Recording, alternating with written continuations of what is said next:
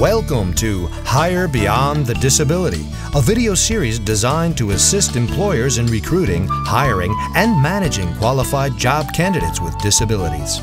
We encourage you to share our videos with others who may find this content helpful.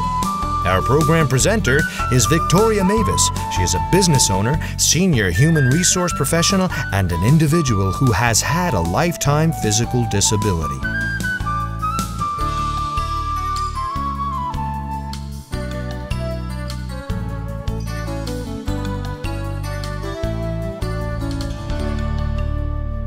As you consider hiring job applicants with disabilities, you want to review and make sure you have everything in place. To do so, we recommend one of three assessments.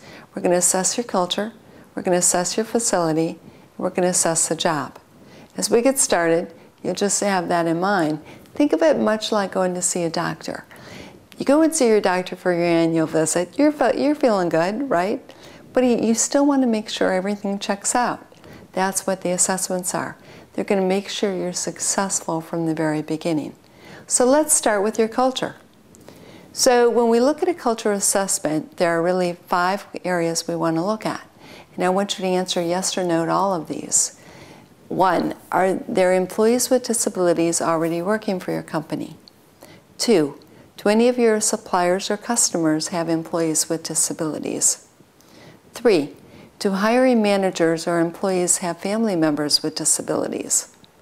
4, have supervisors, managers, or human resource professionals attended workshops or conferences which include disability topics? And 5, have employees received disability training, including a component on disabilities? Now, if any of these are yes, it means your culture is probably sensitive in that area to hiring somebody with a disability. If you answer no, that might be an area where you need to begin and do a little work.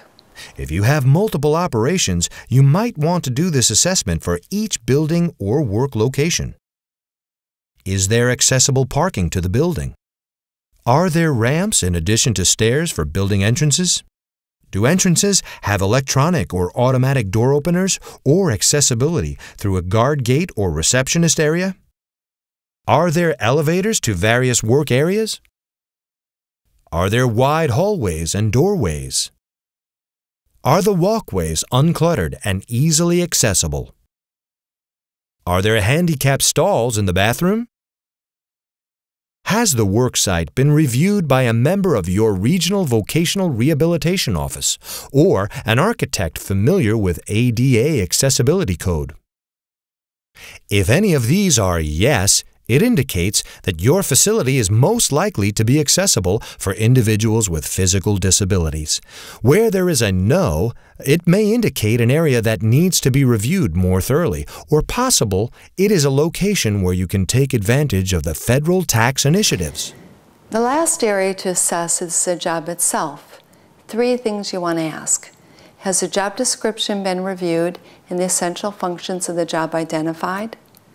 Has a supervisor been trained how to interview or what questions to ask that don't violate the ADA? And 3, do you know how to determine if the person can do the job without violating the ADA when you ask that question? If the answer to any of these are yes, it indicates that your administrative process is most likely all ready to employ individuals with disabilities. Where there is a no, it may indicate more work needs to be done, which is often performed by your human resource department or an outside consultant, like the ones found through hrknowledgebase.com who have been trained in this area. Once these areas are assessed, now you're ready to move forward and look at your workforce, how you need to integrate people in the workforce. We want you to have this be a success from the very beginning.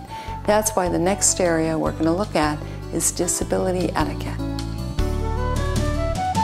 We appreciate your time in watching our Hire Beyond the Disability video series, and we trust the information has helped prepare you to recruit, hire, and manage individuals with disabilities.